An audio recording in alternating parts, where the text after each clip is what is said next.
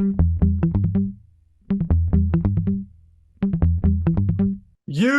know, I'm right. The podcast that uncovers the origin stories of some of the biggest names in sports, media, business, and entertainment. Nick Durst here, along with Joe Calabrese. And Joe, it's not every day you get to speak with a five-time Emmy winner. I think you missed a couple of 5 times there. But anyway, yes, he's a 16-time Emmy nominee, winning on the award 5 times. Best known for his work at ESPN, but now he's working home in his Pacific Northwest, his home in the Pacific Northwest, currently an executive communications coach as well. We're very, very happy to have him on. We welcome to the show, Steve Bunin. Steve, welcome. How you doing? Thanks. I'm doing great. Thrilled to be on the show. I have never had such an intro with five. I feel like I'm on a game show, but yeah, no, I'm honored to have won. No, but it's 5-time Emmy Award winner. Thank God I didn't win like 12. I lost 11 of them. I was in the what's the actress who was nominated 18 times and lost all 8? Susan something. I was in that territory, but I remembered I won a couple as part of the SportsCenter team at ESPN. No, that's good. Close, not quite.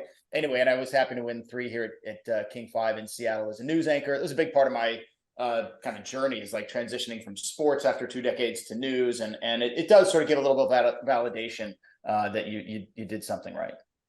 So, like Joe mentioned, you're from the Pacific Northwest, Seattle guy.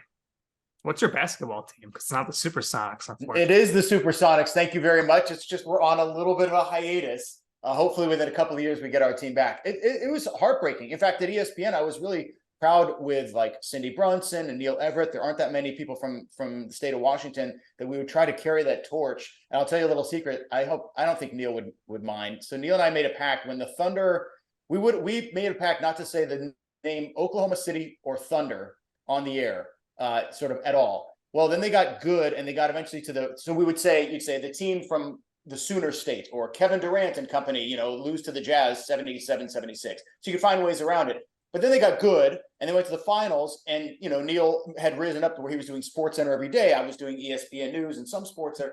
And he said, look, now it's at a point, because they wouldn't know, because if you're good with the writing, you can work around it. Eventually, he's like, they're going to find out. I got to wave the white flag. But we both had made a long pact to avoid saying the words Oklahoma City or Thunder, or the team formerly known as the Sonics, we would say. And that lasted a couple of years until we had to finally pull the plug. But yeah, the Sonics will come back. And when they do, it'll be amazing.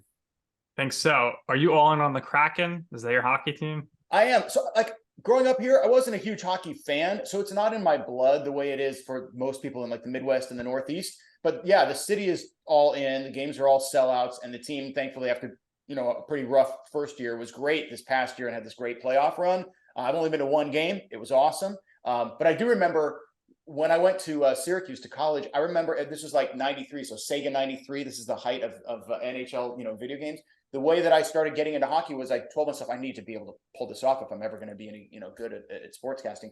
And I wrote on little pieces of paper the starting lineups of all, whatever it was at the time, 28 hockey teams. And so somewhere in my brain, if you give me 1993 Philadelphia Flyers, I can give you Brind'Amour and Hextall, and I can rip a couple of guys off from each team, like the Rangers with Van Beesbrook, and now I forget who. But that was sort of my entry into hockey. So I'm a big fan. I'm not as big a fan as I am of the Sonics when they come back. Mariners, Seahawks. I mean, those are the teams I grew up loving. Washington Huskies as well. Well, speaking of the Seahawks, tell us about the time that Seahawks legend Steve Largent surprised you. Oh, that's a great story. Adnan Burke's involved in that. I don't know if he give you a little heads up. So when I left ESPN, I got a call from a 212 number, like a Washington, D.C. number. 202? 202. Whatever Washington, D.C. is. 202, yeah. And let me back up a little bit. Adnan had told me on this certain day, like, be by your phone.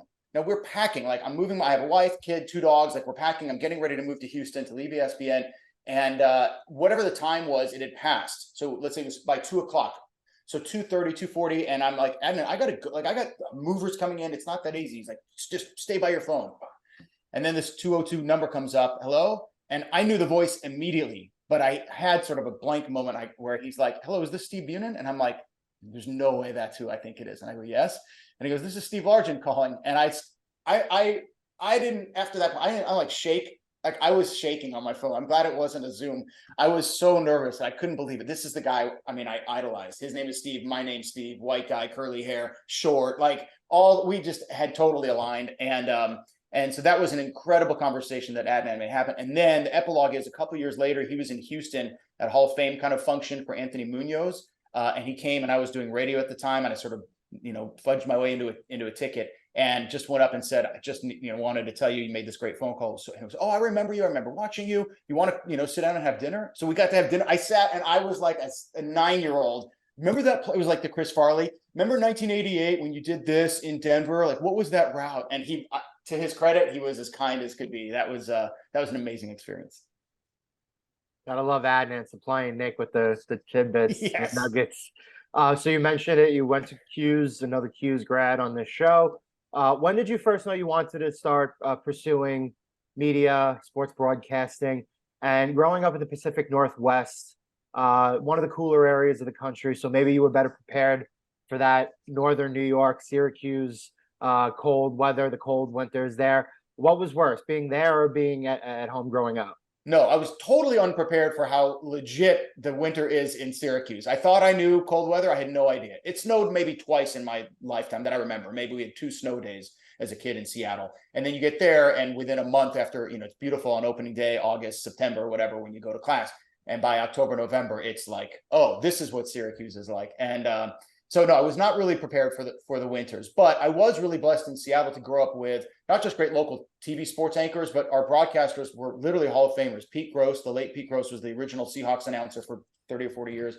I got to make a phone call to him when I was 12, and I had a list of questions of everything I wanted to know about the business. Dave Niehaus was a Hall of Fame, again, late broadcaster of the Seattle Mariners. Who am I blanking on? Sonics Bob Blackburn, Kevin Calabro, who's one of the voices of TNT, the Rain Man. So I grew up around, I think, amazing play-by-play announcers that probably helped inspire me along the way. And yeah, at some point, 5th, 6th, 7th grade, I just realized I love sports, love to talk, love to write, talented for a JV high school short dude athlete, not talented enough to ever play college, let alone pro. So what's a way I could sort of meld all those things together? Sportscasting. And it was about that age, 12, 13, that I read some article about Syracuse University being this sort of the Harvard of sportscasting school. And the list, I remember, I think I probably still have the article. It was like Len Berman, Dick Stockton, Marv Albert, Marty Glickman, of course, Bob Costas, and the list goes on, Tirico, et cetera. Tirico probably wasn't on it at that point. It was probably late 80s. At any rate, that was it. So that was the only school I applied to. I had no backup schools. I kind of had figured out that I had the grades to get in there. And being from Seattle, I thought that was an advantage. And it was a great decision to go, because as soon as you get there, you arrive on campus and you see, I remember 300 kids lined up to kiss the dean's butt, myself included. And I was thinking, not all of us are going to get to ESPN. Like this is just Syracuse, right? But thinking like, if this is the cream of the crop, who knows what, at Northwestern, at Missouri, at Nebraska, at fill in the blank, there's all these other kids that all want to get there. It's going to take a huge effort and a lot of perseverance. And so I remember that being a good wake-up call to me, and it helped sort of funnel me into a really competitive attitude about trying to be the best at all times, do everything I could to get better at my craft, to try to work my way up. We know the school's got competitive internship opportunities. So how did you stay active there and keep yourself ahead of the pack, ahead of the rest? And we know the media landscape has changed, right? So compare how it is getting that first job now to that process and what it was like back then. So I tell all the kids that have ever asked me, how do I make it in broadcasting, is try to do an internship, getting hands-on experience. You probably got to work for free. I did, we all did. If you get paid, great. But you have to get hands-on experience as much as you need to learn in the classroom, and you do, how to write, what are headlines, story structure, storytelling, voice control, all that. You got to do it.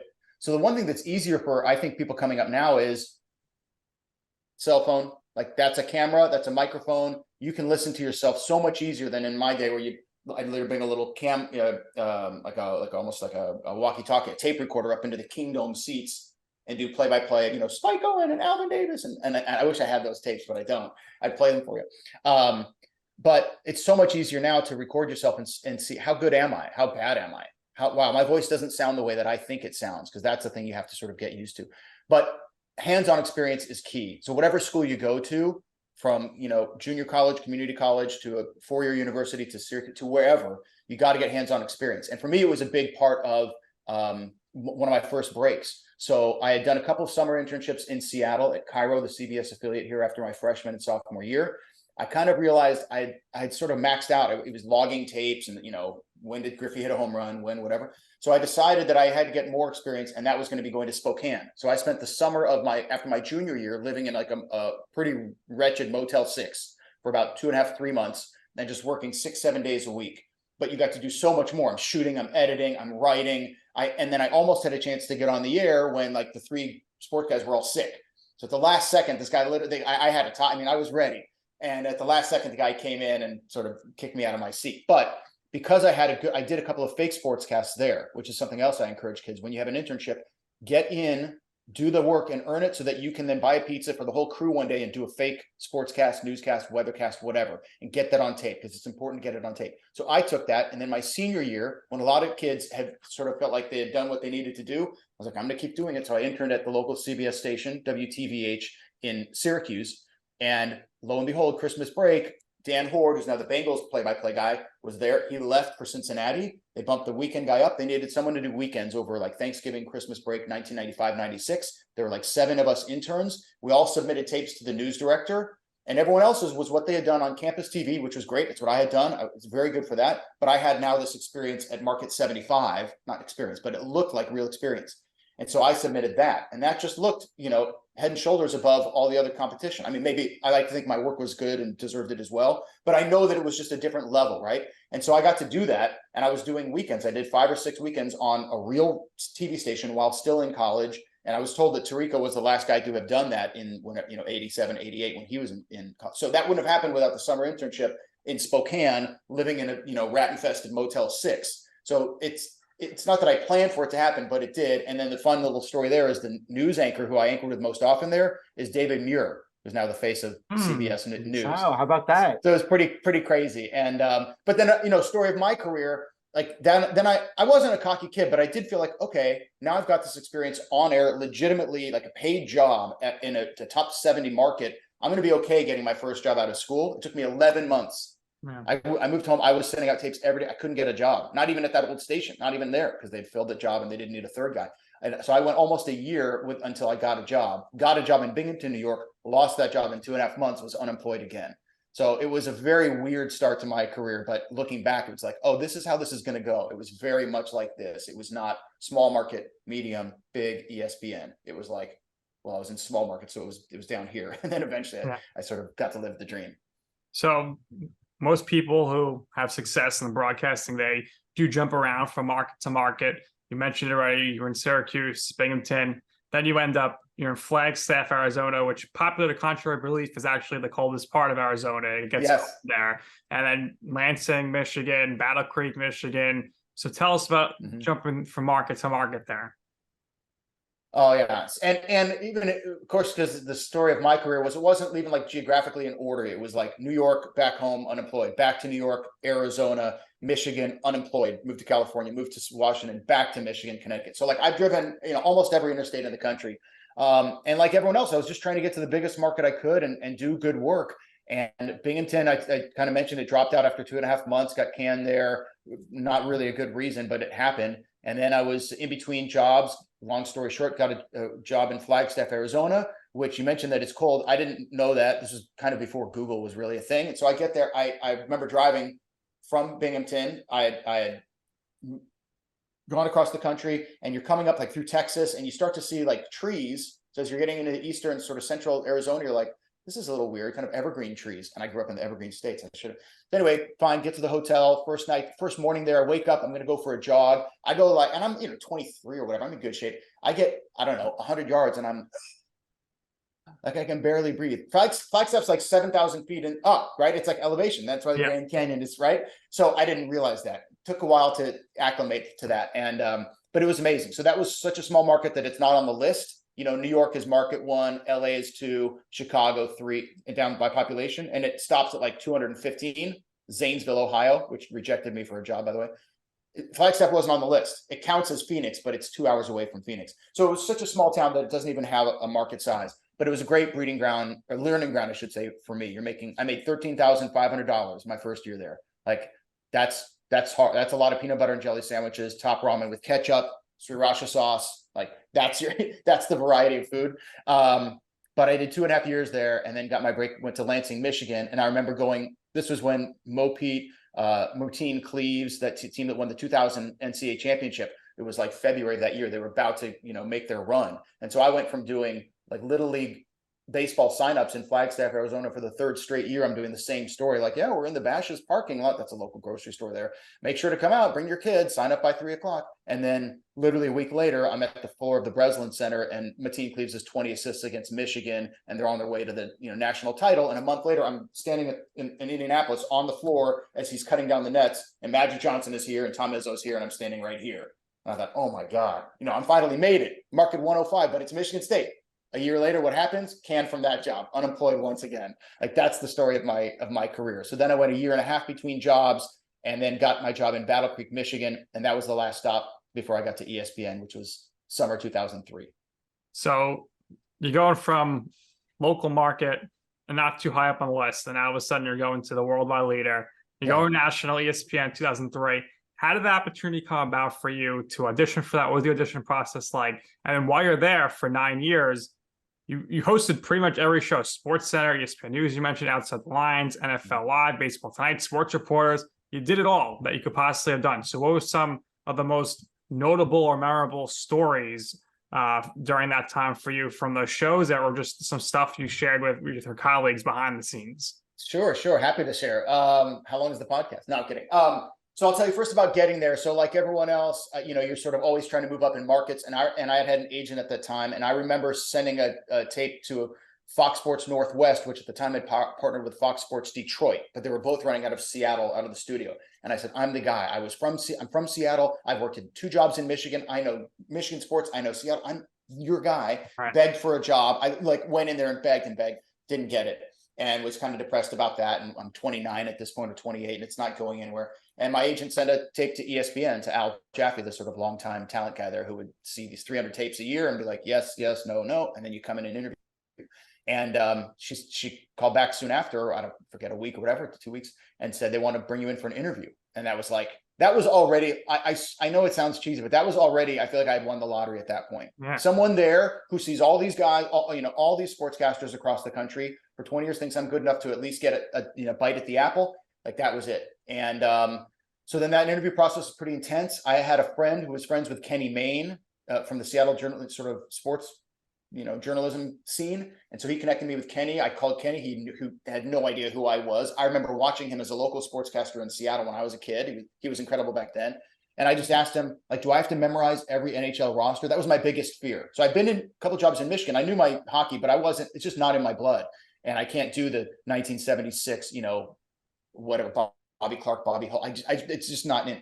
And he was like, breathe, you don't have to do that. But what they are going to ask you is this and this and this. More questions about, like, how do we cover things? What should we do better? Which is its own pressure cooker. Like, you're criticizing some ESPN, executive in his face to try to get a job. And you don't want to be too rude and come off as arrogant, but you don't want to come off as weak and indecisive. So it was a real crazy experience. It was a long interview process. You do an audition on the SportsCenter set. That was incredibly tense, but I felt really confident about it. I had gone in the night before. I remember thinking, I may not get this job, but no one's going to do more work than me in prepping for it. So I stayed up that night, and this is again before DVR or anything was on YouTube. And I just watched, they would rerun SportsCenter. I watched it over and over, and I wrote down everything, every highlight, 6th inning, like whatever they were going to throw at me. I knew what happened last night, Wimbledon highlights. So then the next day that's what Kenny had told me. You're going to do the A block of SportsCenter, like a 7-minute segment. Write a couple lead-ins and then do the highlights and whatever. And I was just ready. I knew what I wanted to say. I had a couple funny lines, I think, and was able to land the job. And then when I got there, it's interesting because my personality is, I think, a little more, I like to think well-rounded. So like I was never going to be the most knowledgeable baseball guy. Like Carl Ravitch, Steve Berthiaume, Adnan, whoever, you put them up against me with baseball. Like for the average citizen, I'm top, 1%. At ESPN, I was on the lower end of, if we have 40 anchors, I'll always say, like, like sports knowledge on certain sports, I'm at the low end of the line, like 38th, 39th, 40th. But two things where I would rank pretty high, which is sort of like utility man. Like I can do kind of anything. If you need me to do a story on Native American nicknames in sports, or baseball tonight, or both on the same day, or ESPN radio for 4 hours, and then do a show on why there's more women coaching women's basketball, but no women coaching men's basketball. But the opposite isn't true. There's plenty of men coaching women's. Like I can do that, and I'm interested in all of it. So that sort of versatility, I guess, is a good word for it. It just fits me as my personality, and it fit at ESPN. So that's why I got to do all those shows, and I love doing it. And at times it works against you a little bit, because the politics of being an anchor at ESPN is if you can define yourself as an NFL guy, then you can, it's good and bad. The good thing is it locks you in, and it makes you there. That's the one they're going to go to. Tough thing is if 7 other guys, and I say guys, I mean guys and women, want to be in the NFL doing NFL Live, there's only one chair. So at the time, Trey Wingo had it. Chris Berman was always going to do the Super Bowl. Wingo was sort of 2. Josh Elliott, Mike Hill, guys like that were 3. I was never going to penetrate that more than to sub in once or twice. So what I realized is I like the outside the lines a lot. Like sincerely liked the shows that we did there, investigative journalism, when it meets with sports, and not that many people wanted to do it. So that worked out a little better. I also love tennis, but I never kind of got a crack at that as well. But so that's why the latter half of my stay at ESPN, I did a lot of outside the lines and was really proud. I'm proud of so much of the work we did there. I got to work with amazing people, and to be Bob Lee's number 2, or, along with Jeremy Schaap, who had done other things at that point. So I settled in and I did a ton of outside the lines shows. I was a very, very happy camper. And then you asked about like memorable. So a couple of things I would say. One of the most memorable interviews I did was Justin Timberlake and Mike Myers. They did a terrible hockey movie together called Love Guru a couple of years into my time there. And they came in, and normally when celebrities come in, they call the car wash. Yep. So you do a bunch of interviews with, with Colin Cowherd and Greeny and SportsCenter and ESPN News. And they only did 2. There was going to be one on SportsCenter and one on ESPN News. And I happened to be the interview guy at that time on ESPN News. And I did the hot list, this show we did. So they came in, and, I'm a little bit nervous. They have a huge entourage of 30 people or whatever. They come into the little ESPN News studio, which is in the middle of the ESPN newsroom. So everyone's kind of watching. You're in this glass, fishbowl. And we start the interview, and they're kind of goofing off. And I say, and this is on YouTube somewhere, I say, hey, we're live, Mike Myers and Justin Timberlake, glad to have you on. And Justin Timberlake goes, I know who you are. I watch you every night. And I just thought 2 years before, basically, I was in Battle Creek, Michigan, working out of a converted military barracks from Fort Custer that was a TV station that nobody watched in Battle Creek, Michigan. Nobody watched it. And now Justin Timberlake knows who I am. Like, it was just surreal. So that was a really cool moment. And then the moment that I would say I was most proud of in terms of on the air, the show Sports Reporters, which, depending on your age, you may not be as familiar, but Sunday mornings. Yeah, part of the interruption before part of the interruption, around the horn without the, intensity. There's like 4 veteran journalists, sort of high level sports discussions, or that's what so one day, John Saunders, I was doing morning SportsCenter. So it's like 6 a.m. We're getting close to the show. And John Saunders, who was the host, had gotten in a car crash. He ended up being fine from that. I know he's since passed away, but he was fine, but he couldn't come in and do the show, and they needed someone to do it. I had done a lot of outside the line. So it was sort of in that, okay, of the 2 or 3 people who are even here on a Sunday morning at 6 who could do it, Steve. So I get the call, can you go do it now? Like, stop what you're doing and go and host now. Like, they're there ready to go. And I'm like, okay, first, you don't say no when you get an opportunity like that, right? It's not like, no, I'm busy preparing my Padres Giants lead in. I'll get you the next time. You say yes. So I say yes. And then as I'm walking across the campus to the makeup chair, or from the makeup chair to the studio, I remember thinking they do a parting shot.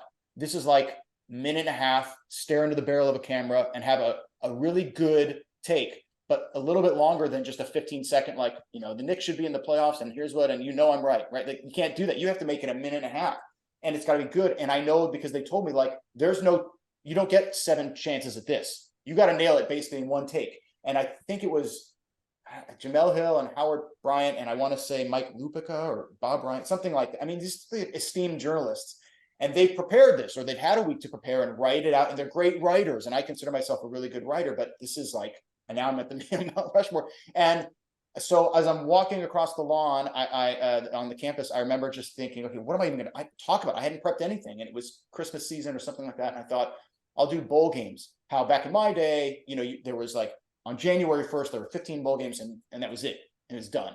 And now they start in part because of ESPN on December 1st, and they go almost every day, right? I don't remember if I thought at the time, hey, stupid, you're about to criticize the bosses who are putting you on this show. You may not walk out of this campus again. But anyway, I just went. It was all I could think of, and I thought about it in my mind and just went. And by the time we do the parting shot, I just took a breath and I went and I ripped it. It was like 90 seconds or whatever it had, 60 seconds had to be, and I just stopped. And I remember kind of looking around, and they were like, it was like, you know, when the old chess players like give the like, kids got game. I thought, wow, that was such a cool moment for me. So, I mean, I have a million more, but that was one that really made me feel like, okay, I can do this. Whatever they throw at me, I can now do this. It's pretty cool. And I know Adnan Virk always likes to say, a friend of ours, a friend of yours, of all the anchors he's worked with, you're one of them. And he loves that. Okay, I say that. Adnan stole that line from me. That's what I say. My thing will be like, oh, that's what for sure I came up with that before him. Maybe someone else came up with it before me, but for sure I would, but I make it even better. I'm like, Adnan, I'll tweet this, like of all the anchors from Canada whose first names begin with A, you're at least top 6 that I ever worked with. Like, you got to give extra qualifications to make it that much more insulting that he's only top 7 or top 20. But sure, we'll say that Adnan came up with that. It's funny. Yeah. So, but going back to your point there of everything, I think personally it's better to be someone who knows a little bit about a lot rather than a lot about a little, and that helps with the versatility. Now we see some people who don't know anything and they're just on there for other reasons, but we won't get into that. So you're living in Bristol, right? Not much to do there from what I hear. The highlight thing we hear most about is the world famous ESPN cafeteria.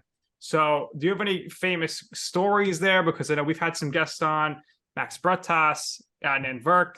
They each said the other was the mayor of the ESPN cafeteria, you know, going around, shaking hands, kissing babies, stealing candy. So what's your experience in the cafeteria? Okay, so neither one was the mayor during my time. Now, I left 2012. They were both around a little after that. So maybe they grew to become the mayor of the cafeteria. I remember, okay, first of all, again, coming from like Battle Creek, Michigan and Flagstaff, Arizona and Lansing, like there was no cafeteria, there was no cafe. They would be lucky if in any of those stations we even had like a candy machine. Like it just, to have a cafeteria. I remember the first time I walked in there, I hadn't been on the air yet, I think. And I opened and Dan Patrick and I are kind of walking in, and I'm just, again, Battle Creek kid, Seattle kid. I don't know that I belong here, but I don't really belong here. And I remember opening the door for him and he said something like, hey, you're the new guy, right? And that was another pinch me moment. So to me, guys like that are going to be the sort of the mayor of the cafeteria. I remember, I mean, I didn't eat that healthy there. But yeah, you share a lot of good times. You sometimes see rock stars or famous coaches be sitting down. I had a random lunch with, like not Calipari, but one of those guys where you're just like, you know, someone else knows him and you're just happy to sit there. I'll tell you one story. When we had a huge electrical sort of like blackout throughout Connecticut, this was maybe 2010 or 11, and people had lost all power and had needed somewhere to go. There were people that are like sleeping on the floor of the cafeteria and eating there. Like that was where they had their families. So that was a pretty intense memory I have from the cafeteria, but mostly it's just good memories between shows, you know, for me trying to take, once I became a little more veteran, younger guys under my wing and talk about the social life, which is hard there. And one of the things I encourage them, and I actually would encourage anyone who's trying to get into broadcasting, if you have to do this moving around to different cities like I did, is you got to find something that you love that gives you happiness outside of work. Because even at ESPN, like for me, it was really hard. I sacrificed all these things, friendships, relationships. I worked with a lot of kids who I become close with, and then you sever that and move 3,000 miles away. And then you get to ESPN and you realize like the job is great and everything about it is crazy. And then you go home. And in my case, like at the time I was single, like it's quiet and it's lonely. And if you're not from the Northeast, like that's its own sort of vibe and environment. And other than your friends at work, like what do you have outside of work? And you start to realize the holes in your life and in your heart. So luckily for me, started to do therapy and figure things out. But it helped me encourage other people as soon as they got there, was like, I'm so excited, you know, you're part of the team. Like I'll do what I can to help you inside the walls. Find something outside these walls that will make you happy, because it won't finish the job. You think it will, but it won't. It's the dream, everything that comes with it that's amazing, and a lot of stresses that come with it that are really hard, but you have to have something else, and ideally something volunteering where you're giving of yourself. For me, that was always working with at-risk kids. For other people, I always say, working with seniors or kids or animals or painting or anything, you have to find something else where you have a couple of friends or a little community outside of ESPN. And then that helps fulfill your life. And so people that move there with a family do better, or with a spouse or a loved one, I think do better right off the bat than people who move there single. And that's not everyone, but for a lot of us, it's a real struggle once you get there. And when you find that balance, it provides just a better foundation for you. By the way, be better as a sportscaster, because you can be more well-rounded, because now you meet people who, in my case, like I'm meeting teachers and principals and kids in tough positions, and it gives you just a different perspective on life, and you can attack your job that way too. Absolutely. Well said. So we have one more major stop here before you ended up moving back home. You moved to Houston. Yeah. Spent 2 years there as lead anchor host for what is now AT&T Sportsnet Southwest. While you were there was some controversy there, the eventual bankruptcy filing, dealing with layoffs. So explain your time there, living in Texas in the South, very, very different. Yep. No state income tax, bigger no checks. state income tax, warmer weather. Correct. I mean, you were used to a little bit of weather in Arizona, but again, Flagstaff Yeah. is much cooler. But explain your time there, dealing with the controversy that was kind of there at the time, and ultimately transitioning to Yahoo Sports as a co-host, working on Yahoo Sports Network, SB Nation Radio, and ESPN Houston. Yeah. You guys did your homework. No, That's what we do. Yeah, this is no, right. I'm thrilled. I'm honored. This is so fun for me. I love this. Is like a great trip down memory lane. So, at ESPN, you have sort of three buckets, I would say, if you're an anchor. A bucket, I don't know, call it 25% of people that are kind of in and out within 2 years. It just doesn't work out for them, for the company, whatever reason. So I was lucky enough not to be in that bucket. And then you have like 25% that we call lifers. And that's Van Pelt, Linda Cohn, Carl Ravitch, John Anderson, Steve Levy, people that have been there and will be there. Kenny Mayne. Kenny Mayne, right. And in previous world was Kenny Mayne, Burt Boomer, the guys that'll be there, women that'll be there forever for a long time. Yeah. And then everyone else is somewhere in the middle. And in that middle are still people who are closer to that Linda Cohn, thing, and then closer to and so I feel like squarely in the middle. But by year 6, 7, 8, 9, at that point we got pregnant. We had our first baby, our daughter, and my wife's job had lined up where her contract essentially was up 2012. I had an out starting in 2012. And so if you're in that middle zone, things are great, but you're never promised like, a 10, 15-year career. And it's always, this was before all these layoffs, which has been heartbreaking to watch a lot of my friends go through. But you always feel like, am I going to crack the code, what we called it, like crack the code and get into that echelon? And if I'm not, am I at risk of being sort of plucked off? So a lot of us, after, let's say 5 to 10 years, we try to use it as a springboard. ESPN is the end all be all. But where do you go from there? Can you go? And so a few of my friends had Pat Boyle in Chicago, Scott Reese in San Francisco had gone to Comcast Sportsnet, CSN, these new regional networks that had popped up. They had about 7 of them. And 2 of them, their main anchors were guys from ESPN from the time I was there, friends of mine. And so I had switched agents by that time. And my agent called me up and said, they'd like you to be the guy in Houston. I mean, I don't want to overstate, like there were lots of anchors there, but sort of the lead anchor at CSN Houston. So it was the right time in terms of our family. I felt like I was in a really good spot, but didn't know if that was going to be there for 5 or 6 more years. Houston was closer to my wife's family, she's from Brazil. My family-ish, it's closer to Seattle and the West Coast where my brothers are. And it's better weather, I thought, than the Northeast. I was done with snow after Michigan, Syracuse, Binghamton, Connecticut, Flagstaff even. Like I was good to never see snow again. And a big market, 5th biggest media market in the country. I had not lived in the South. That was definitely a culture shock. But I was eager for it and up for the challenge and thought it would be our forever. We thought we would move there and never leave again. And then, unfortunately, basically, as soon as we got there and the network started up, fall 2012, we had these carriage issues, basically, where if you didn't subscribe to anything besides Comcast to get your TV, at the time there wasn't streaming, right? But if you had CenturyLink or DirecTV or AT&T or what, you couldn't see our channel. It'd be like, you're going through ESPN and you don't get ESPN2, and that's where they have Duke, North Carolina. You can't watch the game. So in our situation, the Astros were really bad. The Rockets were okay, but not great. And neither one of them could put enough pressure like the Knicks did when Linsanity was at its peak and they were going through those issues. Well, then at that point, the carriers had to sort of pony up, and it just didn't work out. It's a super long, drawn out, sad story. But basically after 2 years, 100 of us got laid off, including me. And there were like 100 of us, they kept 10 and 90 of us got laid off, something like that. And that was a horrible experience. Even the way that it happened was not handled very well by management there. It was really heartbreaking for a lot of us. So But now we're sort of like, my wife, she's a doctor. She had a great job there. Like, we didn't really want to move. So Sean Salisbury was a guy I had worked with, the quarterback at ESPN for whatever, 8-9 years. And he was in town doing radio, and I had helped get him some TV work. So he helped me get some radio work that quickly turned into a full-time job, co-hosting a show with him. We did a local show for ESPN radio in Houston. And then they moved us, same owner, different network, but to Yahoo Sports Radio and SB Nation, and it turned into something else. But we did a national show for like a year and a half, give or take. I always had my eye on TV again. And I had, at this point, because of that sort of versatility and I'm into politics and entertainment and pop culture, and I like lots of things in addition to sports and doing Outside the Lines. It was like, I feel like I could make that transition to news, but a lot of news directors don't believe it until they see it. And so finally, one in Seattle took a chance on me. She saw that I had, I think, enough skills to make it happen.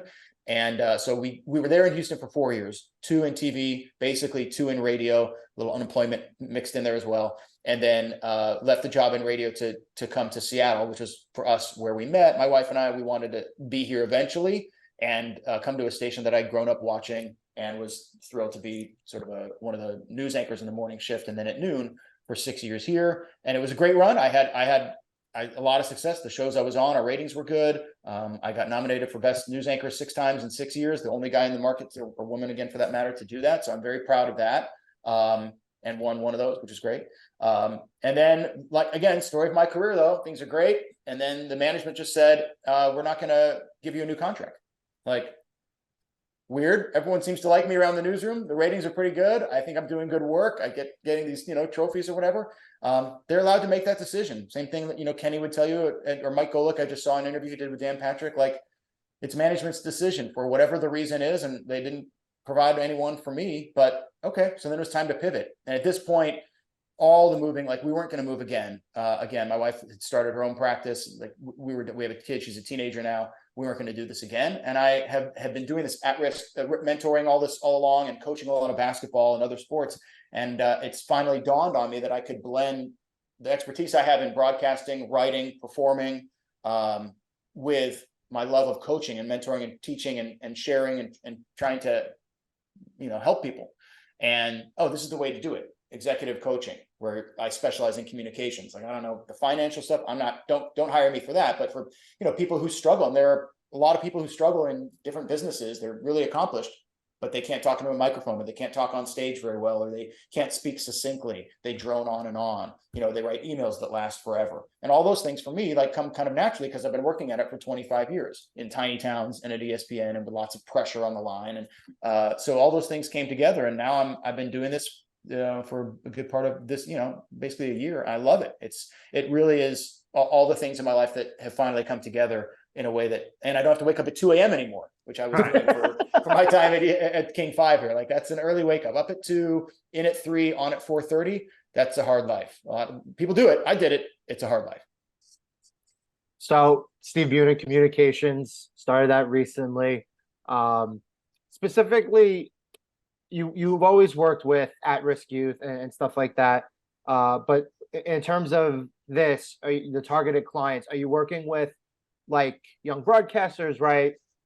Similar then like to the experiences that you had when you were coming out of Syracuse, right?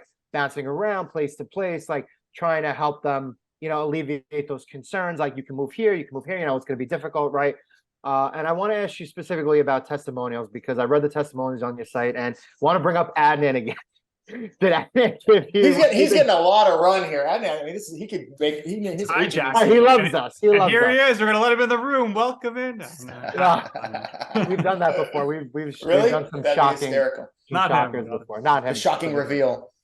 But yeah, is that who mainly you want to work with now? So no, I'm definitely would work and have worked with any broadcaster, someone who's coming up or has been around for a while and feels like they're not, where they want to be. Like, for sure, I would work with them, and that would come very naturally to me because all of the little intricacies of broadcasting, of using your voice and looking into the camera and wearing makeup and all that stuff, like, that's for sure stuff that I can give.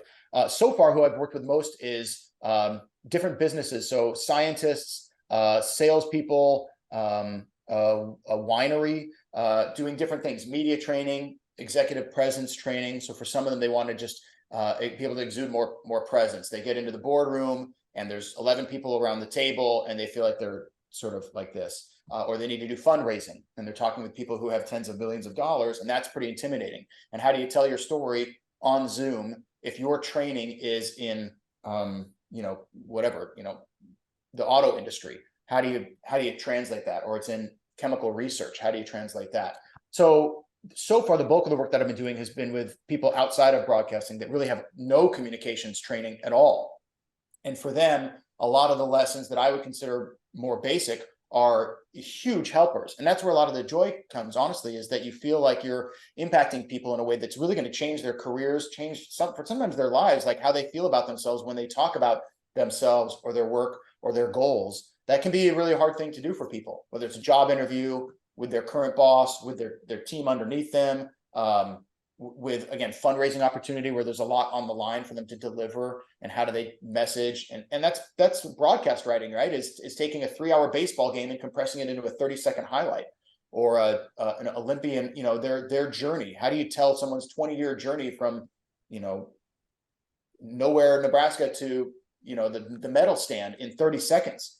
So that kind of work is the stuff that I pride myself on doing. So those are sort of the types of people that I've worked with. I would work with anyone who wants to get better at any part of it: writing, performing, speaking, overcoming nerves. What do you do with your hands when you talk? All those kinds of things. How far away should the microphone be? What kind of equipment should I be using? What is the right step if I want to pursue a broadcasting career? I just worked with somebody who wants to maybe start doing some radio or audio work. So, narrating books, doing commercials, read-throughs, the kind of, again, training that I got going back to Syracuse University, and then throughout my career, imparting that upon someone who maybe wants to make, if not a career pivot, like add something to their plate. And then, some other areas as well that I'm hoping to get into, that if you guys are kind enough to have me back in a year, maybe things will be, we'll have some new chapters to talk about. But that's it. Basically, is any company where communications matter, and I would argue in every company they matter, then I can help. Great stuff. Everybody go check that out. And if you're interested, contact Steve and get going there. Steve, what would you say in your life, your career is your I'm right moment? What I mean by that is the time or place where you wanted to pursue something. You ask somebody for advice. They're like, Steve, that's an awful idea. What are you crazy? And you're like, you know what? I'm going to do it anyway. And ultimately you will see why it is that I'm right.